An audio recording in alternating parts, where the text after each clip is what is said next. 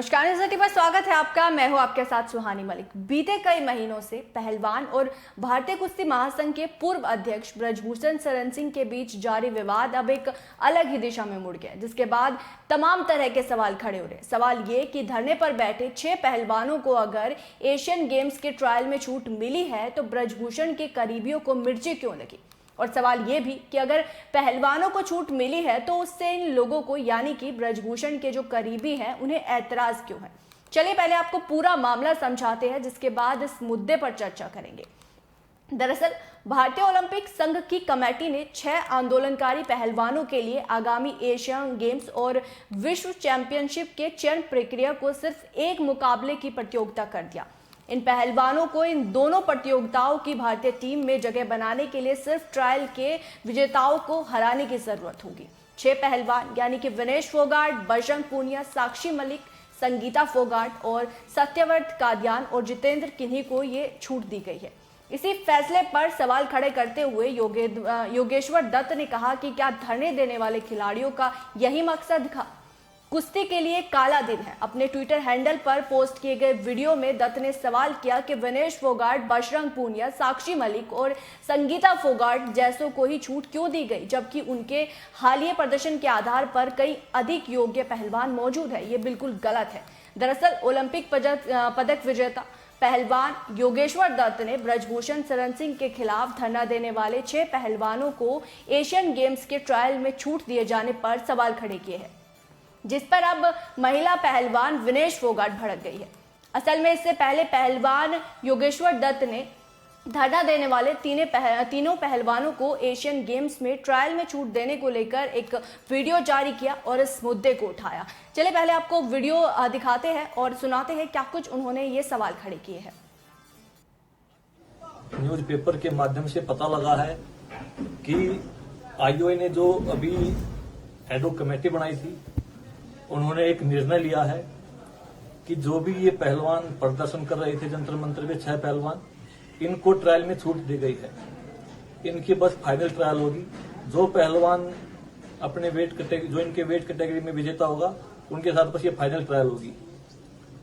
मेरे को नहीं पता कि आईओ की एडहॉक कमेटी ने क्या मापदंड अपनाए हैं, क्या क्राइटेरिया बनाया है इनका ऐसी ट्रायल लेने का, डायरेक्ट फाइनल ट्रायल लेने का, और वो भी 6 पहलवानों का।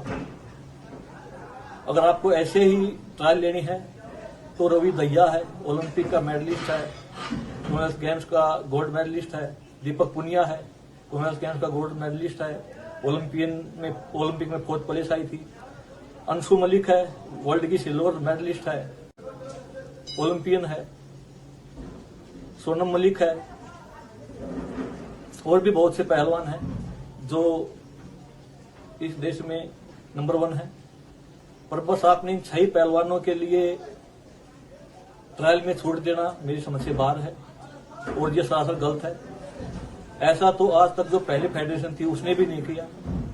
जो फैसला आपने लिया है बिना कोई नियम देखे, बिना कोई क्राइटेरिया बनाए, तो मैं सभी हमारे जितने भी पहलवान हैं, ग्रीको रोमन के, फ्री स्टाइल के और लड़कियां, तो आप अपनी आवाज जरूर उठाइए।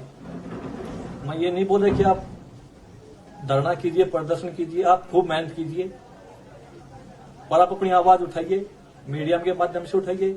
आप प्रधानमंत्री जी को पत्र लिखिए, गृह मंत्री जी को पत्र लिखिए।